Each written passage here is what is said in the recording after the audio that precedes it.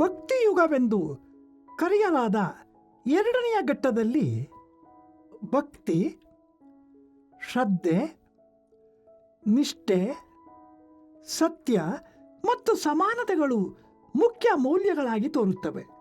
ಈ ಕಾಲದ ಮೊದಲ ಹಂತದ ವಚನಕಾರರಿಂದ ನಡೆದ ವೀರಶೈವ ಧಾರ್ಮಿಕ ಕ್ರಾಂತಿ. ಈ ಕ್ರಾಂತಿಯ ಹಿಂದಿರುವುದು ಪ್ರತಿಭಟನೆಯ ಮನೋಧರ್ಮ. ಸಂಪ್ರದಾಯದ ವಿರುದ್ಧ, ಅಸಮಾನತೆಯ ವಿರುದ್ಧ ಪ್ರತಿಭಟಿಸಿದ ವಚನಕಾರರ ಮನೋಧರ್ಮವೇ ಈ ಕಾಲದ ವೀರವಾಗಿ ಕಾಣುತ್ತದೆ. 10ನೇ ಶತಮಾನದ ವೀರಕ್ಕೂ 12ನೇ ಶತಮಾನದ ವೀರಕ್ಕೂ ಇರುವ ವ್ಯತ್ಯಾಸವೇ ಇದು. 10ನೇ ಶತಮಾನದ ವೀರಕ್ಕೆ ಇದ್ದ ಪ್ರೇರಣೆ, ಹಿನ್ನೆಲೆಗಳು ರಾಜಭಕ್ತಿಯಾದರೆ 12ನೇ ಶತಮಾನದ ವೀರಕ್ಕೆ ಪ್ರೇರಣೆ ಹಾಗೂ ಹಿನ್ನೆಲೆ ಶಿವಭಕ್ತಿ.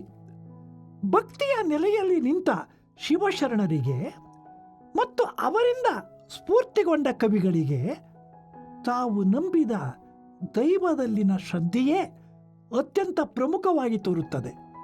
ಅದರಿಂದಲೇ ಹರಿಹರನಂತಹ ಕವಿಗಳು ರಾಜಾಸ್ಥಾನಗಳನ್ನು ತಿರಸ್ಕಾರದಿಂದ ಕಾಣಲು ಸಾಧ್ಯವಾಯಿತು ಮತ್ತು ರಗಳಗಳ ಮೂಲಕ ಶಿವಭಕ್ತಿಯ ಪಾರಮ್ಯವನ್ನು ಪ್ರಕಟಿಸುವುದು ಅವನ ಉದ್ದೇಶವಾಯಿತು. ಅಲ್ಲದೆ ಪಂಪರನ್ನರಿಗೆ ಇದ್ದಂತಹ ಇಬ್ಬಂದಿತನ ಈ ಕಾಲದ ವಚನಕಾರರಿಗೆ ಹಾಗೂ ಕವಿಗಳಿಗೆ ಒದಗಲಿಲ್ಲ. ತಾವು ನಂಬಿದ ಧರ್ಮಕ್ಕೂ ತಾವು ಬರೆಯಬೇಕಾದ ಕೃತಿಗೂ ವಸ್ತು ಹಾಗೂ ಸತ್ವದಲ್ಲಿ ಅವರಿಗೆ ಪ್ರಾಪ್ತವಾದಂತಹ ತಾಕಲಾಟ ಈ ಯುಗದ ಕವಿಗಳಿಗೆ ಒದಗಲಿಲ್ಲ. ಯಾಕೆಂದರೆ ಇಲ್ಲಿನದು ಸಂಪೂರ್ಣವಾಗಿ ಧರ್ಮಶ್ರದ್ಧೆಯ ಕಾವ್ಯ. ಇನ್ನೊಂದು ವ್ಯತ್ಯಾಸವೆಂದರೆ ಈ ಕಾಲದ ಪ್ರತಿಭಟನೆಯಲ್ಲಿ ಪಾಲುಗೊಂಡ ಮುಂದಾಳುಗಳಾದ ಸಾಮಾಜಿಕ ಮುಖಂಡರೇ ಈ ಕಾಲದ ಕವಿಗಳ ನಾಯಕರಾಗುತ್ತಾರೆ. ಆದ್ದರಿಂದಲೇ ಬಸವ, ಅಲ್ಲಮ, ಸಿದ್ದರಾಮ, ಅಕ್ಕ ಮಹಾದೇವಿ ಇಂಥವರನ್ನು ಕುರಿತು ಸಾಕಷ್ಟು ಕಾವ್ಯಗಳನ್ನು ವೀರಶೈವ ಕವಿಗಳು ಬರೆದದ್ದು. ಬದುಕಿ ಉಳಿದರೆ ಇಹಲೋಕದ ಭೋಗ,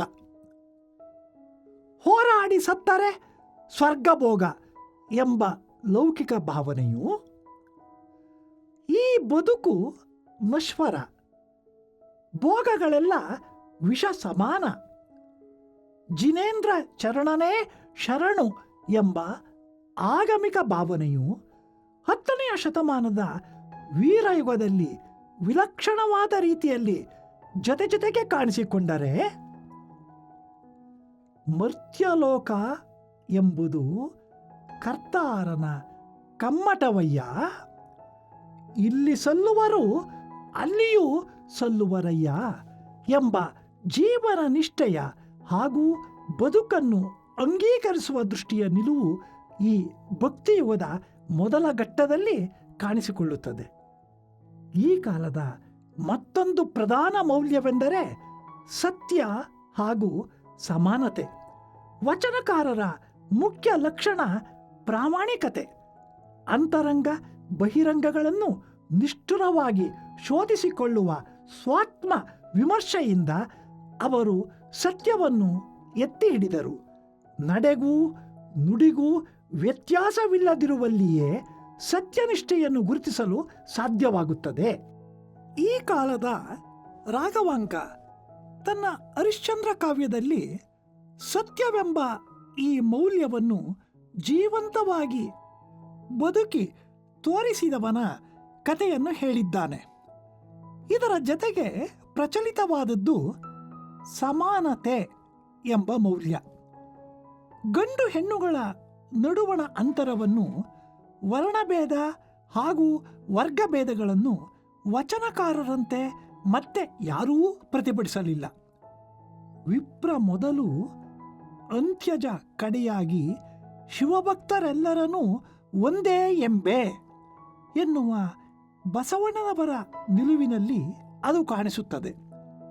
ವಿಪ್ರ ಹಾಗೂ ಅಂತ್ಯಜರನ್ನು ಒಂದೇ ಎಂಬೆ ಎನ್ನುವ ಧೈರ್ಯವಿದ್ದರೂ ಅವರು ಶಿವಭಕ್ತರಾಗಿದ್ದರೆ ಮಾತ್ರ ಎಂಬ ನಿಯಮವೂ ಇಲ್ಲಿದೆ. ಆದರೆ ಇಷ್ಟರ ಮಟ್ಟಿನ ಸಮಾನತೆಯಾದರೂ ಸಾಧ್ಯವಾದದ್ದಕ್ಕೆ ಸಂತೋಷ ಪಡಬೇಕು. ಒಟ್ಟಿನಲ್ಲಿ ಭಕ್ತಿನಿಷ್ಠೆ, ಸತ್ಯನಿಷ್ಠೆ, ಪ್ರತಿಭಟನೆ, ಸಮಾನತೆ ಇವು ಈ ಕಾಲದ ಕೆಲವು ಪ್ರಧಾನ ಮೌಲ್ಯಗಳಾಗಿ ಪ್ರಕಟಗೊಂಡಿವೆ. ಭಕ್ತಿಯುಗದ ಎರಡನೆಯ ಘಟ್ಟವಾದ ವೈಷ್ಣವ ಸಾಹಿತ್ಯದಲ್ಲಿ ವಚನಕಾರರಲ್ಲಿ ಇದ್ದಂತಹ ಪ್ರತಿಭಟನೆಯ ಮನೋಧರ್ಮ ಕಾಣಿಸುವುದಿಲ್ಲ. ಅದರ ಬದಲು ಸಂಪೂರ್ಣ ಸಮರ್ಪಣೆಯ ಭಾವನೆಯೇ ಪ್ರಧಾನವಾಗಿದೆ ಮತ್ತು ಒಂದು ರೀತಿಯ ಸಮನ್ವಯವೇ ಒಂದು ಮೌಲ್ಯವಾಗುವಂತಹ ಧೋರಣೆಯನ್ನು ವಿಜಯನಗರದ ಕಾಲದ ನಂತರದ ಸಾಹಿತ್ಯದಲ್ಲಿ ಕಾಣಬಹುದು. ವೀರಶೈವ, ವೈಷ್ಣವ ಮತ್ತು ಜೈನ ಈ ಮೂರೂ ಸೇರಿದ ಒಂದು ಮಿಶ್ರ ಪ್ರಭಾವ ರೂಪಿತವಾದದ್ದನ್ನು ಈ ಕಾಲದಲ್ಲಿ ಗುರುತಿಸಬಹುದು. ಚಾಮರಸನ ಪ್ರಭುಲಿಂಗ ಲೀಲೆಯ ಅಲ್ಲಮನ ಪಾತ್ರದ ಮೇಲೆ ಮತ್ತು ರತ್ನಾಕರ ವರ್ಣಿಯ ಭರತೇಶ ವೈಭವದ ಭರತೇಶನ ಪಾತ್ರದ ಮೇಲೆ ಶ್ರೀಕೃಷ್ಣನ ಪಾತ್ರದ ಸ್ಪಷ್ಟವಾದ ಪ್ರಭಾವವನ್ನು, ಜೈನ ಕವಿ ಶಿಶುಮಾಯಣನ ತ್ರಿಪುರ ದಹನ ಸಾಂಗತ್ಯದ ವಸ್ತುವಿನ ಮೇಲೆ, ಶೈವ ಧರ್ಮದ ಮತ್ತು ರತ್ನಾಕರನ ಭರತೇಶ ವೈಭವದ ತಾತ್ವಿಕ ಹಿನ್ನೆಲೆಯ ಮೇಲೆ ವೀರಶೈವ ಧರ್ಮದ ಸ್ಪಷ್ಟವಾದ ಪ್ರಭಾವವನ್ನು ಗುರುತಿಸಬಹುದು. ತ್ರಿಪುರಗಳನ್ನು ಶಿವನು ಸುಟ್ಟದ್ದು ಶಿವಪುರಾಣಗಳಲ್ಲಿ ಬರುವ ಸಂಗತಿ. ಅದರ ಮಾದರಿಯ ಮೇಲೆ ಶಿಶುಮಾಯಣನು ತ್ರಿಪುರ ದಹನ ಸಾಂಗತ್ಯದಲ್ಲಿ ಜಿನನು ಜನನ ಜರಾ ಮರಣಗಳನ್ನು ಸುಟ್ಟಂತೆ ಕೃತಿ ಮಾಡಿದ್ದಾನೆ. ರತ್ನಾಕರ ವರ್ಣಿಯ ಭರತೇಶ ವೈಭವದಲ್ಲಿನ ಎಷ್ಟೋ ಪಾರಿಭಾಷಿಕ ಪದಗಳೂ ಭೋಗ ಯೋಗ ಸಮನ್ವಯದ ಕಲ್ಪನೆಯೂ ಶಿವನಿಗೂ ಜಿನನಿಗೂ ಅಭೇದವನ್ನು ಕಲ್ಪಿಸಿದ ಸಂಗತಿಗಳೂ ರತ್ನಾಕರನ ಕಾವ್ಯದ ಮೇಲೆ ಆದ ವೀರಶೈವ ಧರ್ಮದ ಪ್ರಭಾವದ ನಿದರ್ಶನಗಳಾಗಿವೆ. ಮೂರನೇ ಯುಗವೆಂದು ಕರೆಯಲಾದ ಸ್ವತಂತ್ರ ಯುಗದಲ್ಲಿ ಅಥವಾ ಆಧುನಿಕ ಯುಗದಲ್ಲಿ ಸಾಹಿತ್ಯ ರಾಜಸ್ಥಾನ ಹಾಗೂ ಮತಧರ್ಮಗಳಿಂದ ನಿಯಂತ್ರಿತವಾಗದೆ ಜನದ ಬದುಕಿಗೆ ಹತ್ತಿರವಾಗಿ ಸಾಧ್ಯವಾದಷ್ಟು ಕಡೆಗಳಿಂದ ತನ್ನ ಪ್ರೇರಣೆಯನ್ನು ಪಡೆದುಕೊಂಡು ತನ್ನ ವೈಚಾರಿಕ ಹಿನ್ನೆಲೆಯಿಂದ ಅರಿವಿನ ಪರಿಧಿಯನ್ನು ವಿಸ್ತರಿಸುತ್ತಿದೆ. ಈ ಮೂರು ಕಾಲಮಾನಗಳಲ್ಲಿ ಕನ್ನಡ ಸಾಹಿತ್ಯ ಪ್ರಕಟಪಡಿಸಿದ ಪ್ರಧಾನವಾದ ಮೌಲ್ಯಗಳನ್ನು ಕುರಿತು ಸ್ಥೂಲವಾಗಿ ವಿವೇಚಿಸಿದ್ದಾಯಿತು. ಆದರೆ ಈ ಮೌಲ್ಯಗಳ ಅಚ್ಚಿನಲ್ಲಿ ಸಿದ್ಧವಾದ ಜನಜೀವನವನ್ನು ನಮ್ಮ ಕವಿಗಳು ಎಷ್ಟರ ಮಟ್ಟಿಗೆ ನೋಡಿದ್ದಾರೆ ಮತ್ತು ಚಿತ್ರಿಸಿದ್ದಾರೆ ಎನ್ನುವುದು ಗಮನಿಸಬೇಕಾದ ಸಂಗತಿ. ಆಧುನಿಕ ವಿಮರ್ಶೆಯ ಪರಿಭಾಷೆಯಲ್ಲಿ ಹೇಳುವುದಾದರೆ ನಮ್ಮ ಕವಿಗಳ ಸಾಮಾಜಿಕ ಪ್ರಜ್ಞೆ ಯಾವ ರೀತಿಯದು? ಕನ್ನಡ ಸಾಹಿತ್ಯ ತೆಗೆದುಕೊಂಡ ವಸ್ತುವನ್ನಾಗಲಿ ಅದಕ್ಕೆ ಹಿನ್ನೆಲೆಯಾದ ಪ್ರೇರಣೆಗಳನ್ನಾಗಲಿ ನೋಡಿದವರಿಗೆ ನಿಜವಾಗಿಯೂ ನಮ್ಮ ಕವಿಗಳು ಸುತ್ತಣ ಜನಜೀವನವನ್ನು ಕಣ್ಣಿಟ್ಟು ನೋಡಿದ್ದಾರೆಯೇ, ನೋಡಲು ಸಾಧ್ಯವಾಗಿದೆಯೇ ಎಂಬ ಸಂದೇಹ ಬರುವುದು ಸಹಜ. ಆದರೆ ಕನ್ನಡ ಸಾಹಿತ್ಯವನ್ನು ಇರಿಸಿಕೊಂಡು ಸಾಮಾಜಿಕ ಅಧ್ಯಯನ ಮಾಡುವವರಿಗೆ ಅಂತಹ ನಿರಾಶೆಯೇನೂ ಆಗುವುದಿಲ್ಲ. ಪಂಪ, ನಯಸೇನ, ಬ್ರಹ್ಮಶಿವ, ವಚನಕಾರರು, ಕನಕದಾಸ, ಕುಮಾರವ್ಯಾಸ ಈ ಕವಿಗಳು ಸಾಮಾಜಿಕ ಅಧ್ಯಯನ ಮಾಡುವವರಿಗೆ ಸಾಕಷ್ಟು ಸಾಮಗ್ರಿಗಳನ್ನು ಒದಗಿಸುತ್ತಾರೆ. ಪಂಪನ ವಿಕ್ರಮಾರ್ಜುನ ವಿಜಯ ಎಷ್ಟೇ ಪ್ರೌಢ ಗಂಭೀರವಾದ ಪುರಾಣದಂತಹ ವಸ್ತುವನ್ನು ಕುರಿತಿದ್ದಿರಲಿ, ಅದರಲ್ಲಿನ ದೇಸಿಯ ಸೊಗಸು ಮತ್ತು ಅದರ ತುಂಬ ಚದುರಿಕೊಂಡಿರುವ ಸಮಕಾಲೀನ ಸಮಾಜದ ಜನದ ನಡವಳಿಕೆಗಳು ಪಂಪನ ಸಾಮಾಜಿಕ ಪ್ರಜ್ಞೆಗೆ ಕನ್ನಡಿ ಹಿಡಿಯುತ್ತವೆ. ಪಂಪ ತಾನು ಆರಿಸಿಕೊಂಡ ವಸ್ತುವಿನಿಂದಾಗಿ ಅರ್ಜುನ, ಕರ್ಣ, ಭೀಷ್ಮರಂತಹ ಉದಾತ್ತ ವ್ಯಕ್ತಿಗಳ ಮೂಲಕ ಬಹುಶಃ ಅಂದಿನ ತೀರಾ ಪ್ರತಿಷ್ಠಿತ ವ್ಯಕ್ತಿತ್ವಗಳನ್ನು, ಅವರ ನಡವಳಿಕೆಯನ್ನು ಚಿತ್ರಿಸುತ್ತಾನಾದರೂ ಸಾಮಾನ್ಯ ಜನದ ನಡವಳಿಕೆಯನ್ನು ಅವನು ನಿರ್ಲಕ್ಷಿಸಿಲ್ಲ. ಉಳಿದ ಕವಿಗಳಲ್ಲಿ ಕೇವಲ 18 ವರ್ಣನೆಗಳಲ್ಲಿ ಒಂದಾಗಬಹುದಾಗಿದ್ದ ವೇಶ್ಯಾವಾಟಿಕೆಯ ವರ್ಣನೆಯ ನೆಪದಲ್ಲಿ ಸಮಾಜದ ಒಂದು ವರ್ಗದ ಜನರ ನಡವಳಿಕೆಯ ಯಥಾವತ್ತಾದ ಚಿತ್ರಣವನ್ನು ಕೊಡುತ್ತಾನೆ. ಕಳ್ಳು ಕುಡಿಯುವ ಸಂದರ್ಭವೊಂದನ್ನು ನೋಡಬೇಕು.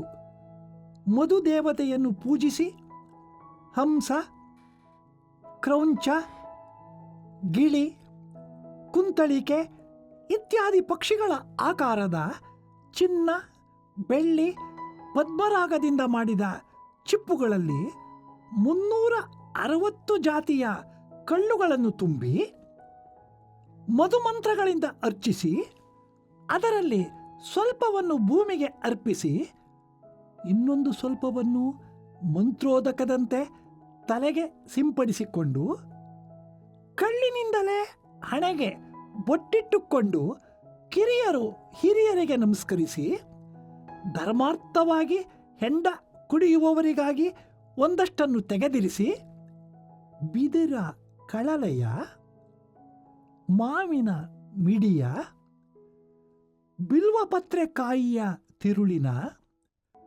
ಮೆಣಸು ಕಡಲೆಯ ಪುಡಿಯನ್ನು ತುಂಬಿದ ಹಸಿಶುಂಠಿಯ ಮಿಶ್ರಣದಿಂದ ಮಾಡಿದ ಚಾಕಣಗಳನ್ನು ಸವಿದು ಮಧು, ಸೀದು, ಕಟು ಸೀದು ಇತ್ಯಾದಿ ಕಾಮವನ್ನು ಕೆರಳಿಸುವ ಮದ್ಯಗಳನ್ನು ಅಲ್ಲಿನ ಕಾಂತೆಯರು ಕುಡಿದರಂತೆ. ವಿಕ್ರಮಾರ್ಜುನ ವಿಜಯದ 4ನೇ ಆಶ್ವಾಸದ 87ನೆಯ ವಚನದಲ್ಲಿ ಈ ವರ್ಣನೆ ಇದೆ. ಯುದ್ಧೋತ್ತರ ಹಾಗೂ ಯುದ್ಧ ಪೂರ್ವದ ಶಿಬಿರ ಜೀವನ ಚಿತ್ರಗಳನ್ನು ನೋಡಿದರೆ ಪಂಪನ ಕಣ್ಣು ಏನೆಲ್ಲವನ್ನೂ ಗುರುತಿಸುವಷ್ಟು ತೆರೆದಿತ್ತು ಎಂಬುದು ತಿಳಿಯುತ್ತದೆ. ಮರುದಿನ ಕುರುಕ್ಷೇತ್ರದ ಯುದ್ಧ. ಸೈನ್ಯಗಳು ಸನ್ನದ್ಧವಾಗಿ ಬೆಳಗಾಗುವುದನ್ನು ಕಾಯುತ್ತಿವೆ. ವಿವಿಧ ಭಟರು ತಮ್ಮ ತಮ್ಮ ಆಯುಧಗಳನ್ನು ಮಸೆದು ಪೂಜಿಸಿ ದರ್ಭಶಯನರಾಗಿ ಕೃತ ನಿಶ್ಚಯರಾಗಿದ್ದಾರೆ. ಇಂತಹ ರಣರಂಗದ ಹಿನ್ನೆಲೆಯಲ್ಲಿ ಅದೇ ರಾತ್ರಿ ಯುದ್ಧಕ್ಕೆ ಬೆಳಗಾಗ ಹೋಗಬೇಕಾದ ಒಬ್ಬ ಗಂಡ ಮತ್ತು ಆತನ ಹೆಂಡತಿ ಮಾತನಾಡಿಕೊಳ್ಳುತ್ತಿದ್ದಾರೆ. ಈ ಹೊತ್ತು ನಾಳೆ ನಾನು ದೇವಲೋಕದ ಕನ್ಯಕೆಯರ ಸಭೆಯಲ್ಲಿರುತ್ತೇನೆ ಎನ್ನುತ್ತಾನೆ ನಲ್ಲ. ಅದಕ್ಕೆ ನಲ್ಲಳು ಹೇಳುತ್ತಾಳೆ, ನೀನೆಂದ ಹಾಗೆ ಆಗುವುದಿಲ್ಲ. ಮತ್ತೆ ಬಂದು ನಾಳೆ ಸಂಜೆ ನನ್ನೊಡನೆ ಕೂಡುತ್ತೀಯ. ಅದು ನಿನಗೆ ಹೇಗೆ ಗೊತ್ತು? ಗೊತ್ತು, ನನಗೆ ಓಲೆ ಭಾಗ್ಯ ಉಂಟು.